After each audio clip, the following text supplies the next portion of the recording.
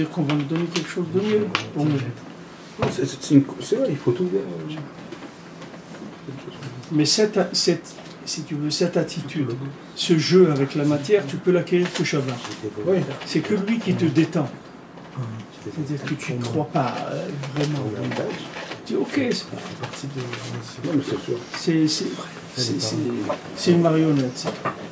C'est pas plus qu'une marionnette. La preuve, c'est que ça s'arrête. La preuve, c'est que les gens y meurent. Si c'était pas une marionnette, elle ne devrait pas mourir.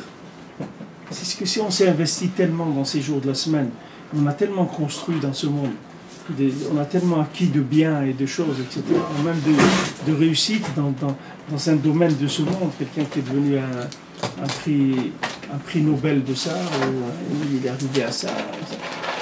Sauf celui-là, il va dans la tombe, c'est tout. Qu'est-ce qui reste des prix Nobel et des grands scientifiques qu'est-ce qu'il a fait? Qu'est-ce qu'il a fait dans le monde? Même si ces découvertes, elles ont servi à l'humanité, mais lui-même, qu'est-ce qu'il a fait de sa vie? Qu'est-ce qu'il a profité de ce monde?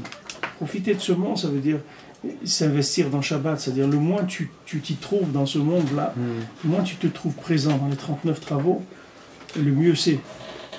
Pas parce que tu es paresseux et tu ne veux pas travailler, c'est parce que tu es branché sur une autre dimension, c'est tout. Et tu veux te brancher tout le temps sur une autre dimension. Tu veux pas faire le culte de la forme, qui s'appelle l'idolâtrie. L'idolâtrie, c'est adorer une forme. C'est le principe de l'idolâtrie. Quand quelqu'un il a un rapport avec ce monde, de la forme, et il croit dans la forme, et il croit au principe de cause à effet dans la forme, c'est ça ce qui s'appelle l'avodat zara. L'idolâtrie, c'est ça. Maintenant, celui qui croit que la forme, c'est une manifestation du fond, et il investit dans le fond, et il s'investit dans le fond, et il prie, tout ce qu'il fait, c'est dans un domaine dans lequel il ne voit rien, il investit dans ce qui ne se voit pas, ben, il a des résultats extraordinaires dans la forme. En fait. Ce monde, il fonctionne comme ça. Et c'est pour ça qu'il y a ces affrontements avec Esav tout le temps, ici avec Haman, Amalek, qu'ils ne supportent pas ça. Il s'est dit, mais comment, voilà, comme il a dit Yosef Moshe, il rapporte, il dit que c'est un peuple qui est différent, toujours. Ils te disent, ils ont Shabbat, ou Pessah, c'est Yom Tov, maintenant c'est Hanouka, il faut qu'ils rentrent tôt, ils doivent allumer les bougies.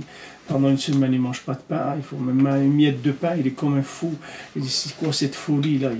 C'est une miette de pain, il va commencer à nettoyer la maison, le plafond, les lustres, les trucs, mais il est fou. Pourquoi? Pour un bout de pain, un truc, ils ne comprennent rien, les gens. Rien du tout. Parce qu'il n'y a pas de logique dans la forme. Alors il dit, quand Esav voit qu'il n'y a pas de logique dans la forme, il te dit c'est un fou. Parce que la forme là, de ce que tu fais, ça vaut rien. Maintenant tu vas payer une matzah, c'est un truc presque immangeable, tu le payes 20 fois le prix d'un bout de pain.